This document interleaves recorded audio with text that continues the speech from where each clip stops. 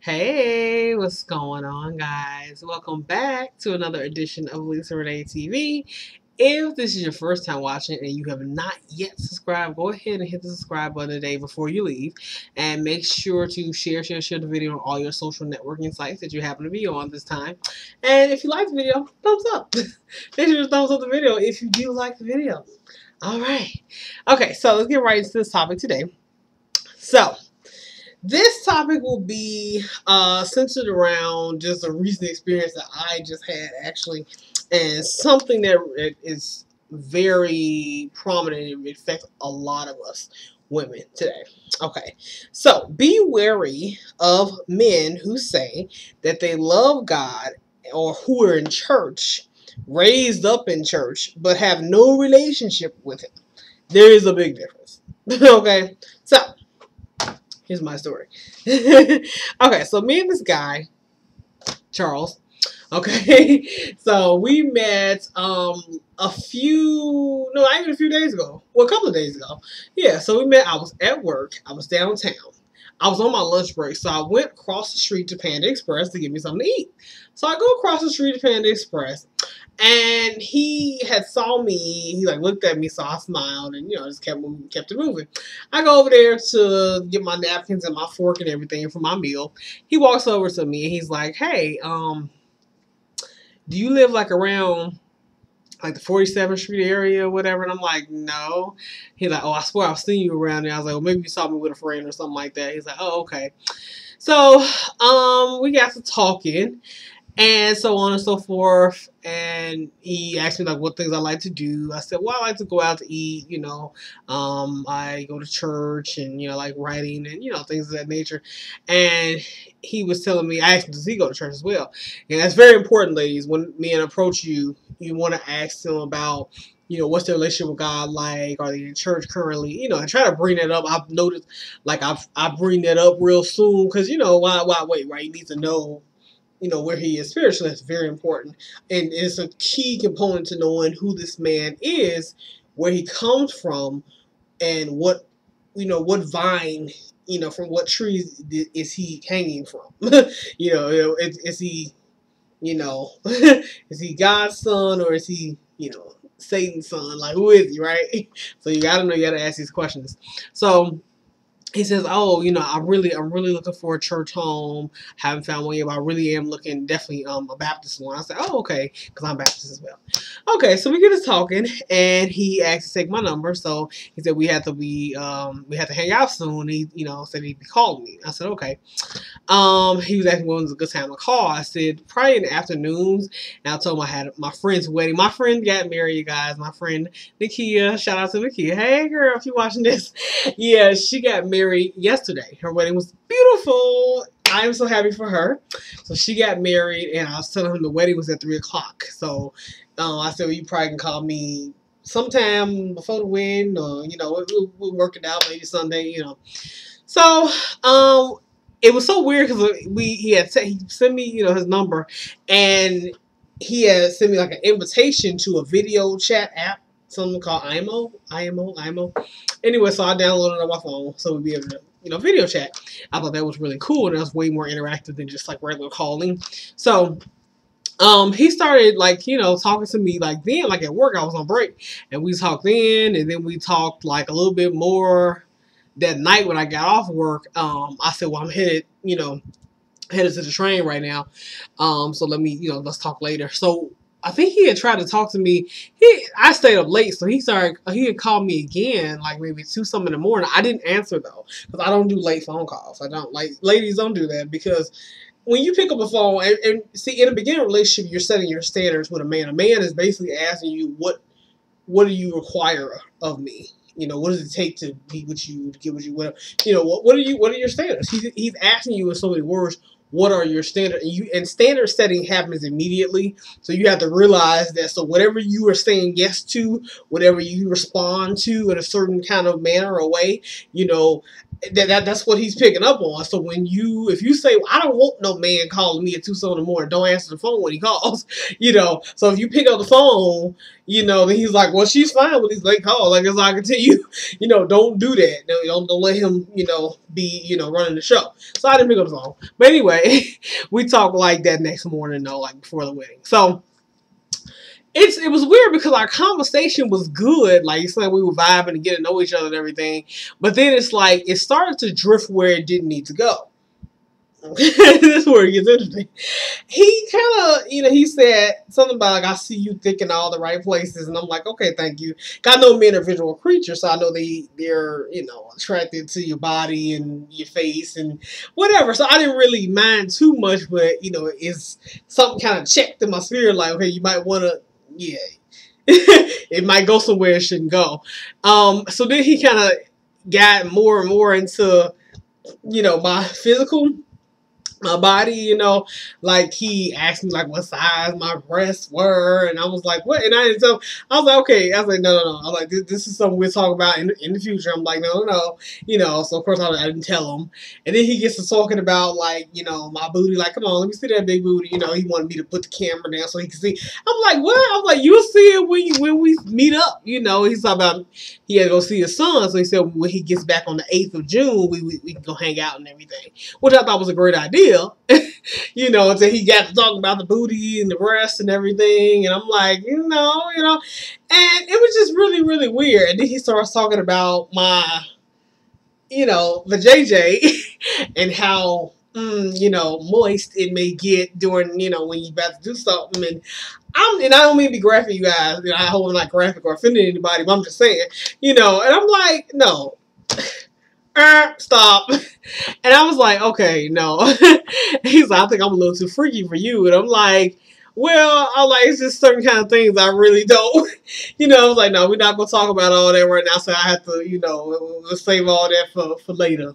Sometime later in the future, like, we're not going to do that right now. No. He's like, okay, we'll leave it there then, So I thought he was respecting my wishes. But I could feel all in my spirit, like, something wasn't right. But I said I'm gonna go to God and ask and confirm, is this your son? What is this doing? What is he doing here? But I kind of knew, like, that's a definite no.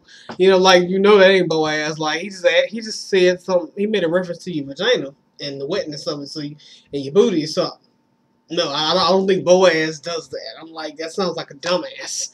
I don't think he does that. But let me check. You always check in with Dad and ask him, what's going on here. I'm like, who is this? Who is this?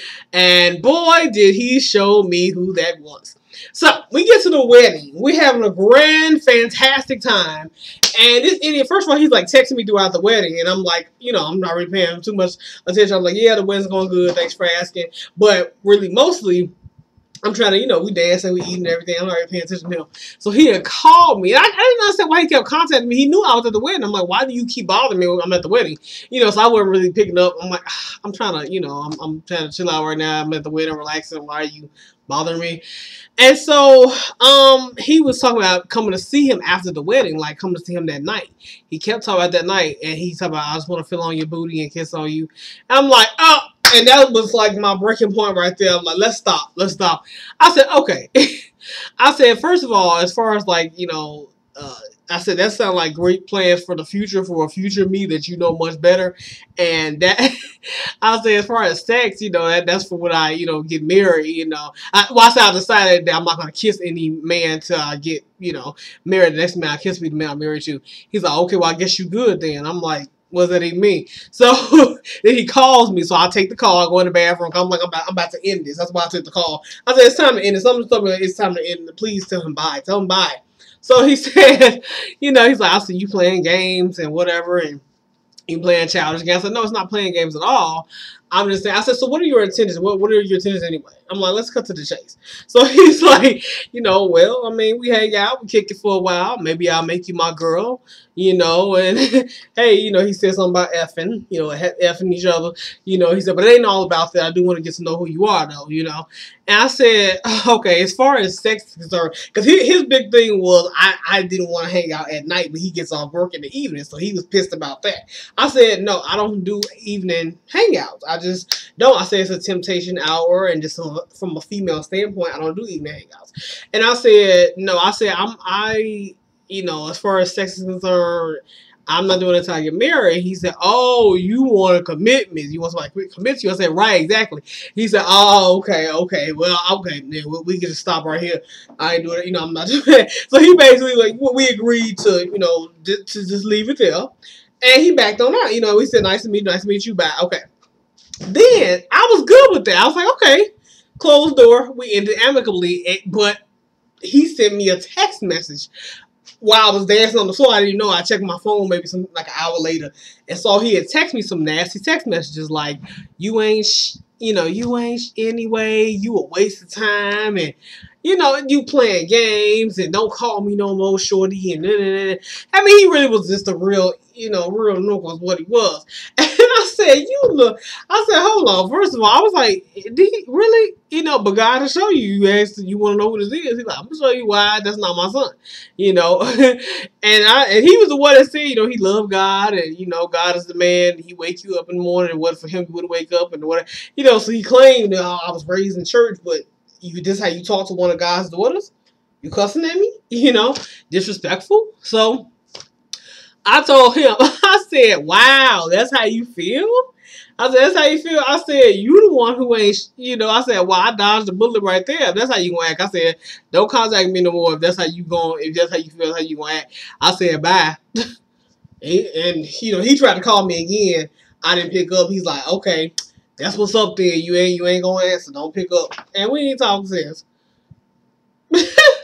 You know, it's just crazy, you know, but that's why you have to be wary of these men who say they love God, say they go to church or looking for a church, but that's how they treat one of God's daughters. He talked to me like a peasant. I was like, I am the daughter of a king.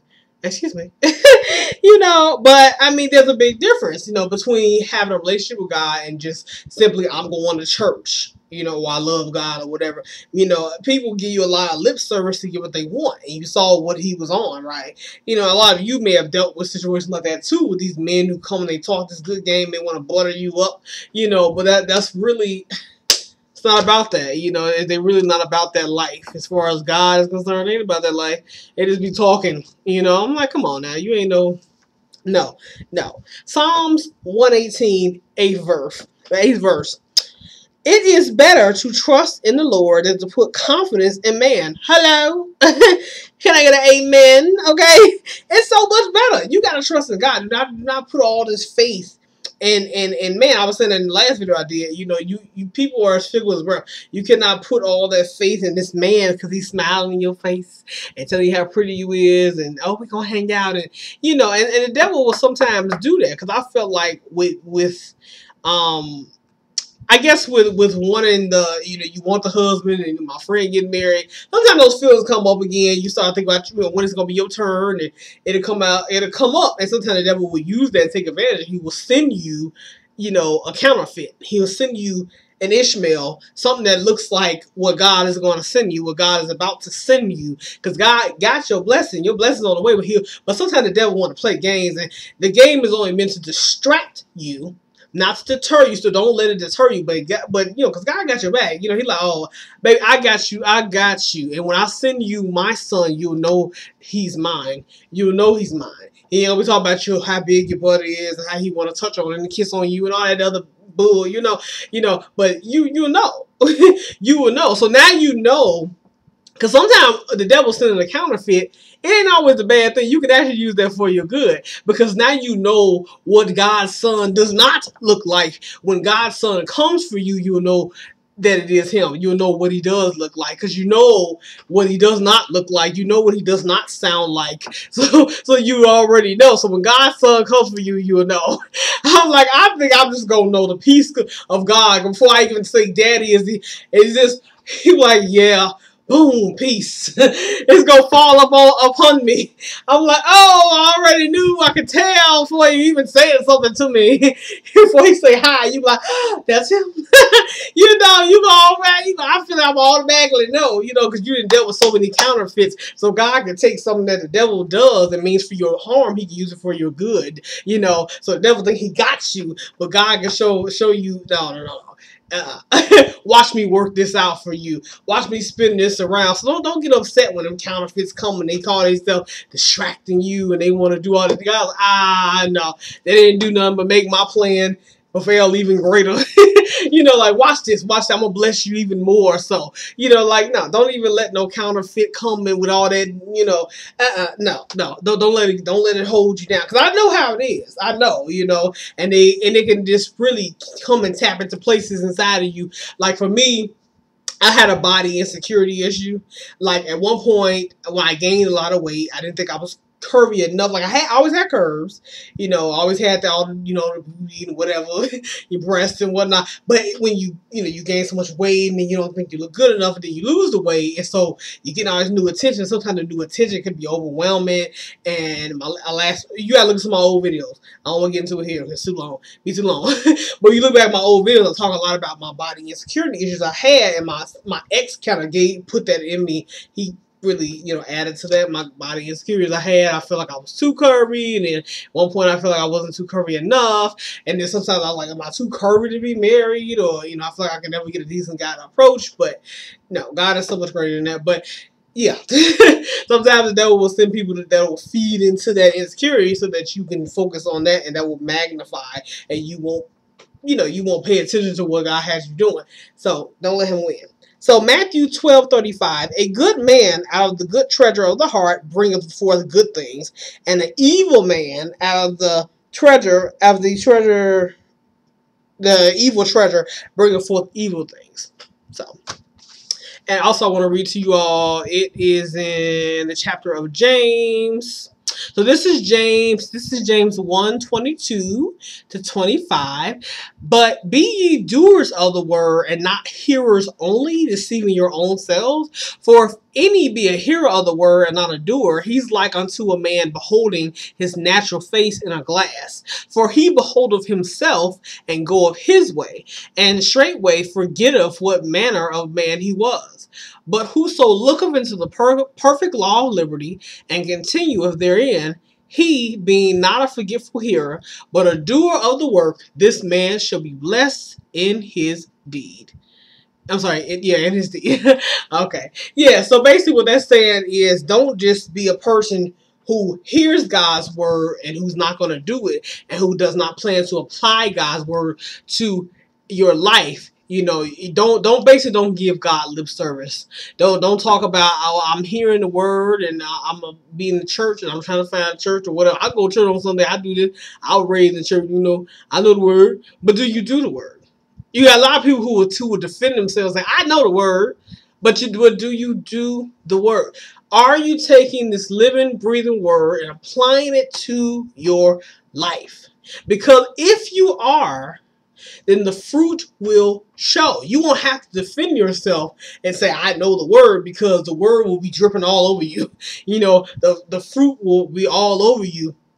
Other people will say to you, wow, you were anointed. Wow, I can see God in your life. I can see God moving in your life. They can see the God in you, so you won't really need to defend yourself. Not saying what other people think of you is so important, but I'm just saying, for you, for your own benefit, you won't really need to be feeling, you won't be feeling type of feelings like, am I doing enough? Am I, you know, no, you'll be fine. You know, and things in your life will be different, you know.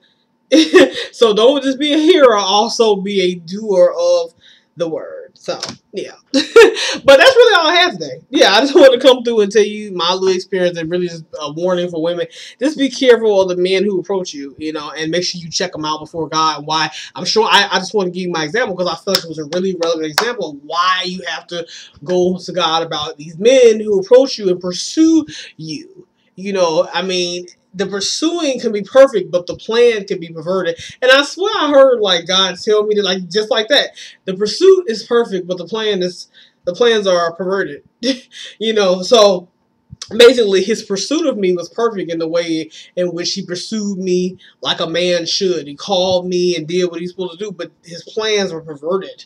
He didn't have good plans for me. He wanted to use me sexually and use me for his own benefit, and then toss me, you know, if he didn't see me as valuable enough, you know. So yeah, he didn't see my value. So we don't have time for that. And I know. Anyway, you guys have a blessed rest of your Sunday. I hope you were blessed by this message. It ran a little longer, but hey, It's like, hey, God has some things to say. So, hey, listen and enjoy. Please like and share. And you guys have a great rest of the week. Bye.